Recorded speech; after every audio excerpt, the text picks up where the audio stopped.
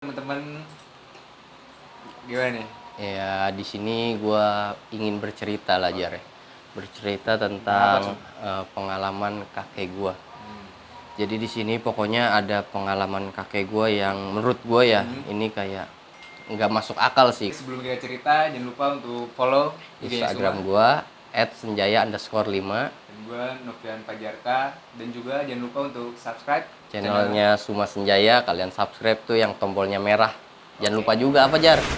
Jangan lupa untuk di Nyalain loncengnya. Nah itu si Udah Fajar lama, udah Sum. lama syuting. Bola misteri.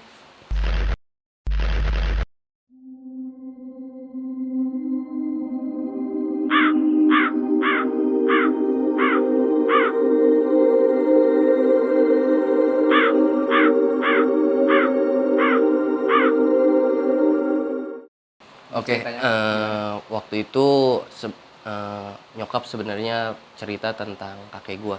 Gua kasih tahu dulu kakek gua tuh pendengarannya udah kurang, terus matanya juga udah kurang. Terus dia tuh tip karakternya kalau misalkan lagi sakit ataupun apa tetap aja mau berangkat ke sawah gitu ya. Tetap mau berangkat ke sana, sedangkan orang tua namanya orang tua ya ibaratnya nggak mau membebankan orang tuanya gitu terlalu berat karena takutnya kecapean ataupun apa gitu. untuk perawakan kakek lu sendiri seperti apa gitu, tinggi berapa? Jadi biar Oh yang iya, menonton pun jadi ada imajinasinya. Oke. Perawakannya sih segua, cuman dia lebih kurus, hitamnya juga sama segua juga sih. Kira-kira gambarannya seperti itu. Nah, waktu itu nyokap sebenarnya cerita lah tentang kakek gua. Jadi nenek gua itu mau sama kakek gua tuh gara-gara gaib. Seriusan, Sum? Seriusan, itu Anjir. gue juga awalnya tuh anjir kata gue ini kakek gue ternyata ada main arah gitu. Sebenarnya ini nggak boleh ditiru lah ya, maksudnya itu semua kehendak maha kuasa juga kali ya. Itu juga dibantu sama maha kuasa, gue juga kurang paham lah itu. Lanjut, Nah, Sum. abis dari situ kakek gue juga dulunya pesantren. Jadi kalau di pesantren kampung gue tuh ada di Rangkas. Jadi mendalami yang kayak gitu juga. Kakek gue tuh ini Jar apa sih namanya? Kayak jadi guru ngaji di Tapi ini kampung gua gue. cut dulu, Sum. Itu berarti kakek lu ngituin nenek lu seperti itu, berarti nenek lu tuh bunga desa dong? Wow, Salah bukan satu bunga lagi. desa di sana dong. Kan nggak mungkin dong. Ibarat kakeknya Suma nih melakukan seperti itu. Waktu itu sekatanya sih ya kata nyokap dulu udah coba mendekatin tapi nenek gue tuh nggak pernah mau. Pokoknya udah usaha lah apapun yang dia segala cara kakek gue tuh katanya nggak mau aja. Makanya mungkin dia melakukan itulah langkah kedua ibaratnya. Habis itu langkah kedua kayak gitu. Oh balik lagi yang tadi tuh apa sih kakek gue tuh dulu Iya, guru ngaji. ngaji. Guru ngaji namanya pengajian tuh kadang-kadang ada kompetitor lain lah yang iri sama kakek gue. Kenapa kakek gue tuh banyak banget orang yang mau ngaji ke dia, sedangkan ke tempat dia tuh nggak ada gitu. Bukan nggak ada ya, maksudnya ada beberapa ya 5 apa 6 orang lah, nggak sebanyak kakek gue. Habis dari situ tuh dia menanamkan sesuatu di ini ya di rumah kakek gue. Dan itu efeknya apa, Sum? Nah, itu nggak tahu ya, gue nyokap juga nggak cerita banyak bahwasannya rumahnya tuh panas atau apa kayak gimana, nyokap nggak cerita banyak. Cuman kakek gue tahu katanya, kakek gue tuh tahu ditanamkan sesuatu. Gue juga nggak tahu tuh yang ditanemin tuh apa, benda atau apa, gue nggak tahu. Pokoknya ditanemin aja katanya, digali-gali ditanemin. Cuman kakek gue tahu, cuman dia ngerasa udahlah biarin aja. Nggak lama besokannya tuh ada yang datang kayak gimana ya, Banaspati atau gimana, gue kagak ngerti. Iya. Kata nyokap ya, terus datang Banaspati, tapi Banaspati kasih tau dulu, Sum. Banaspati itu kayak gumpalan api yang terbang tuh biasanya di atas plafon, yang nanti kalau ketika turun bakal terjadi sesuatu. Itu masih banyak sih, ada bikin aura panas, terus bikin kayak apa sih, kita tuh kena serangan santet apa gimana, hampir sama kayak gitu. Banaspati tuh seperti itulah. Nah, abis dari kiriman itu kakek gua bisa nahan itu.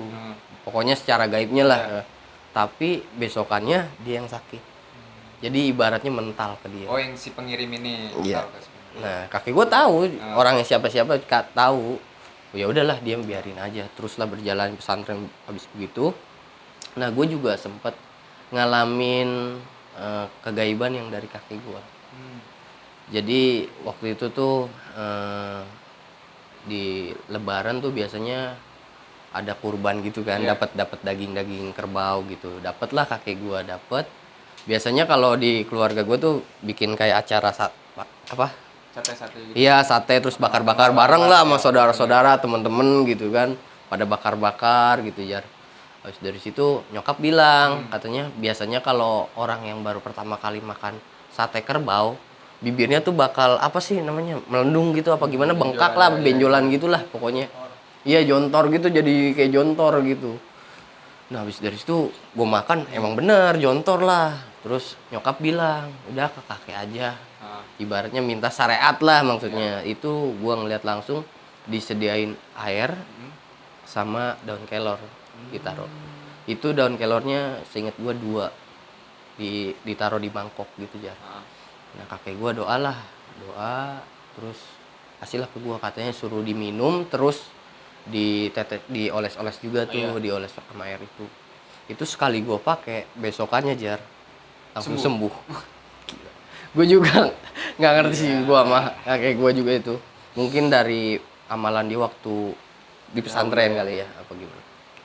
Gue awalnya terus maksudnya gue berpikir kakek gue bisa gitu.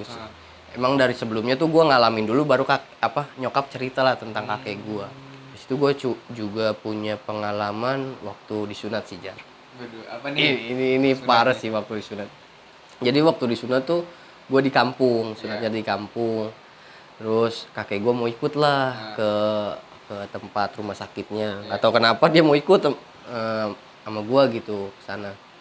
Pas dari perjalanan sebelumnya tuh enggak, pas udah nyampe sana gue muntah. Gue nggak tahu karena takut kali, gue kesunat takut, gue muntah tuh. Kata kakek gue udah nggak apa-apa nggak. Sunat di sana. Dirangkas gue, dirangkas gue. Sunat sana udah nggak apa-apa. Gue tidurin terus pakai taruh kopiah tuh di muka. Kakek gue peci, iya pakai peci terus ditutupin. Kakek gue di ujung sebelah kiri. Misalkan ini tidur gue nih, kakek gue di ujung sini nyokap bokap. Pokoknya saudara-saudara pada di sini ngelilingin gue lah. Iya, pokoknya kakek lo jauh lah. Iya, jauh lah. Dia cuma duduk, dia ngaji. Gue nggak tahu ngaji. Kalau kakek gue tuh ngajinya tuh kayak orang dulu. Kayak contoh nih ya misalkan Bismillah gitu, pokoknya kayak alunannya beda lah. Kalau kita kan udah banyak. Dia ngelakuin itu di sana? Di sana. Enggak dalam hati maksudnya? Enggak. Dia langsung kayak ngaji di situ, dia melantunkan di situ. Di situ gue tiba-tiba tidur. Nah, tiba-tiba gue dibangunin sama nyokap bokap. Udah. Gue nggak sadar. Jadi gue kagak ngerasain disuntiknya, dipotong. Gue kagak ngerasain sama sekali. Udah kelar aja. Tiba-tiba gitu. Udah kelar, gue udah. Udah gini doang kata gue. Gue kagak ngerti tuh. Itu emang dari guanya ngantuk karena kepikiran atau gimana? Apakah dari kakek gua yang membacakan itu supaya gua ini kali ya tenang apa gimana? Segitu aja kali, kayaknya part 2-nya bakal lebih seru nih. Nah, nanti gua ada cerita lagi nih di part 2. Pokoknya pengalaman gua dikasih amalan sama tasbih sama pengalaman gua ketika kakek gua almarhum. Pokoknya di situ kakek gua sama kakek gua tuh emang deket banget sih. Sedekat itulah kakek lu ya. Gila. Oke, teman-teman, mungkin dari part 1 ini segitu aja. Kita tunggu di part 2-nya.